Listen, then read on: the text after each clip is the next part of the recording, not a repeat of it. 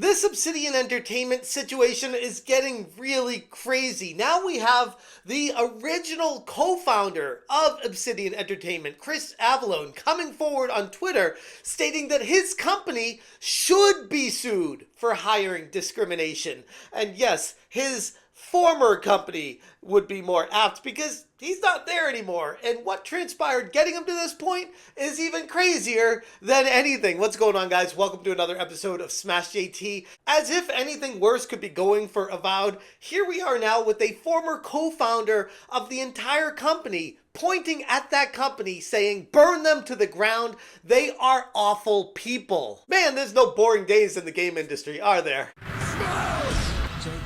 Hit that subscribe, give me a like, and check out smashjt.com for the full and exhaustive article going through Chris Avallone's tweets and his history on how he was Me Too'd out of his company, won a lawsuit upwards of 7 figures, while his previous company was working tirelessly behind the scenes to ruin his career. Obsidian Entertainment has really stepped in it these days. Known for their hits like The Outer Worlds and now infamous for the upcoming Avowed, they are facing some significant backlash after their former co-owner and creative director, Chris Avellone, has now publicly called for legal action against the company over alleging some discriminatory hiring practices. This all comes amidst discovering some troubling behavior by the current director, Matt Hansen, suggesting that the studio may be on a collision course for serious legal disaster. Previously, I covered how a former Obsidian employee had come forward and reached out to me directly as a whistleblower, sharing just how far the company had fallen under Microsoft's ownership, specifically Matt Hansen,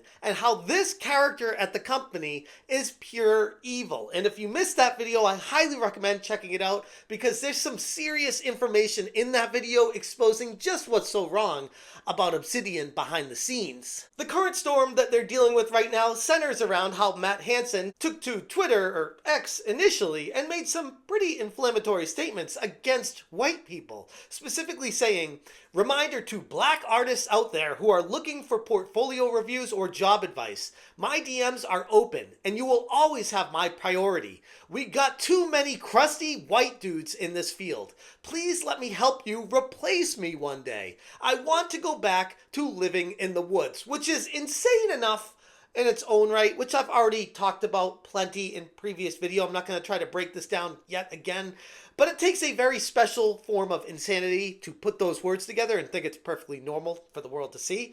But here we are with Matt Hansen, and this is what happens when you live in an echo chamber. But then you see other people at the company retweeting him, specifically Josh Sawyer, another director at Obsidian, this time a studio design director, retweeting Matt Hansen's ridiculous take, showing just how deep the rot at Obsidian goes. Many logically based folks, including Chris Avellone, viewed the comments being shared by Josh Sawyer and Matt Hansen as clear and blatant discrimination, right out in the open for everyone to see, which honestly is just wild stuff, especially in the modern era. You would think that we'd be getting away from this kind of stuff, not falling back into it. And Chris Avellone decided to speak out. For those unaware of who he is and his background, he's a prominent video game writer, and he faced Me Too allegations in 2020 from 2 deranged women, Carissa Barros and Kelly Bristol. They accused him of sexual misconduct, leading to his eventual removal from projects and gigantic damage done to his career. In 2023, just 3 years later, the accusations were conveniently retracted, and both women apologized and clarified that their claims were misinterpreted. Of course, the damage was already done, and Avellone received a substantial 7-figure undisclosed settlement amount and was cleared of any wrongdoing, showing everyone the impact of just how unverified allegations on careers and reputations can backfire spectacularly. But they destroyed his career, they ruined his image, and they made sure he was blackballed from the entire video game industry at the time, all because a couple crazy chicks wanted this guy to burn. But anywho, he took to X to encourage anyone being rejected from positions at Obsidian in recent years to consider legal action if they're white. Chris Avellone took to Twitter and said, "Based on recent news, if you were rejected from an art position at Obsidian in the past few years, call a lawyer. Discrimination in hiring, especially for a Microsoft studio, can ensure you don't need to apply for a job ever again. And this is coming from someone who has experience with this kind of stuff and how the game industry is pretty ass backwards when it comes to being normal and straightforward when it comes to hiring the right people in a meritocracy environment. Avellone pointed out that Hansen's comments would constitute clear evidence of hiring discrimination, particularly for a studio owned by Microsoft, a company subject to intense scrutiny as one of the largest tech giants in the world. And they don't make the rules here. They need to adhere to the ones that are in place. And it shouldn't cost you a cent to initiate legal action. The lawyers will know what the case is worth, and they'll do all the heavy lifting. And he followed that up with, "This has nothing to do with my personal politics, but I believe strongly that hiring discrimination for any reason isn't something the industry should tolerate. I hope you agree." And these tweets went absolutely viral immediately because they speak to the every person out there saying, what the hell is happening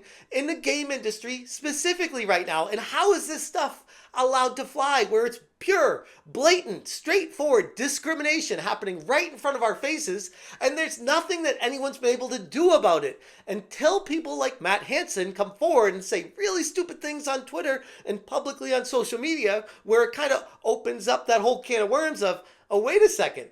So you're saying you do want black people to represent you and take your place, and you're the one that's in position to hire people?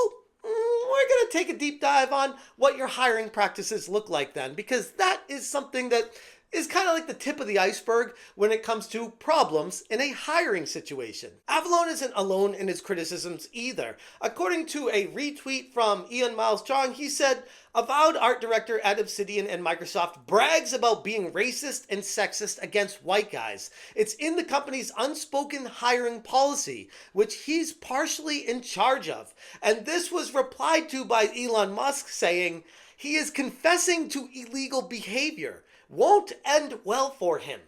Elon Musk straight up backing up the idea that you can go ahead and sue this company if you're a white dude that ever applied to them and got rejected, because it's pretty straightforward that they don't want you working at their company based off your skin color and gender. Two things that you can't really be discriminatory against legally.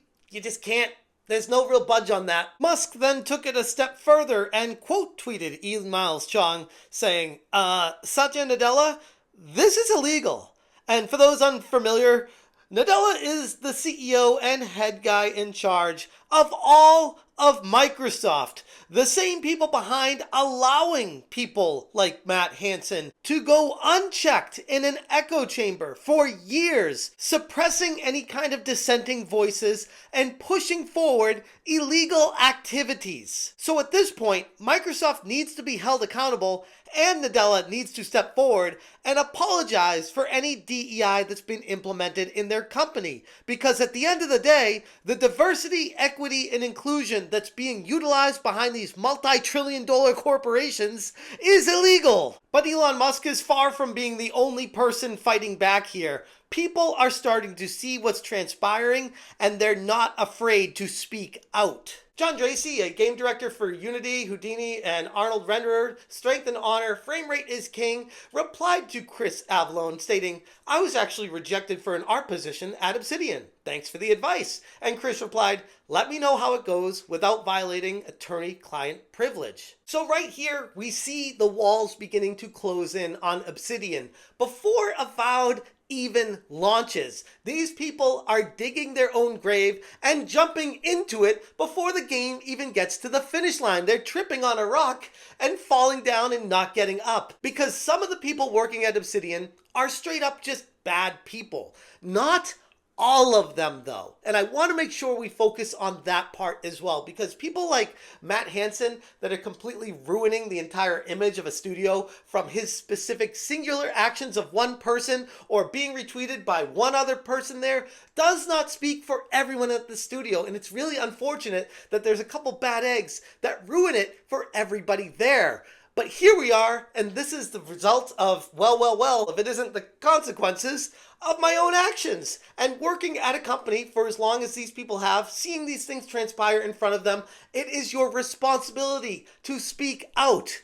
The problem is, these types of people, like Matt Hansen, in a director role, have power over people and can push people out of the company if they step out of line. So that's why Obsidian is failing right now, because they put the wrong people in charge, they've propped them up, and allowed them to have full control, pushing everyone down. The fallout from Hansen's comments, combined with Avallone's rallying cry for legal accountability, has left the company completely exposed. If Obsidian doesn't take immediate action to address these concerns, they risk not only their reputation, but its future as a major player in the gaming industry at large. For now, everyone is going to be watching this story and looking at it with a microscope, and rightfully so, because they have asked for all the attention themselves, and here it is. What are you going to do when the spotlight is on you?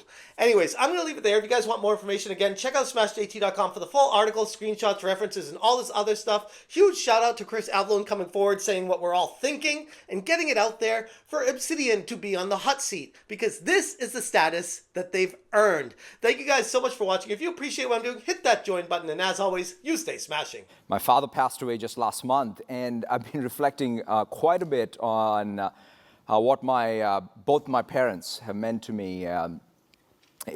My father was a Marxist economist and a civil servant.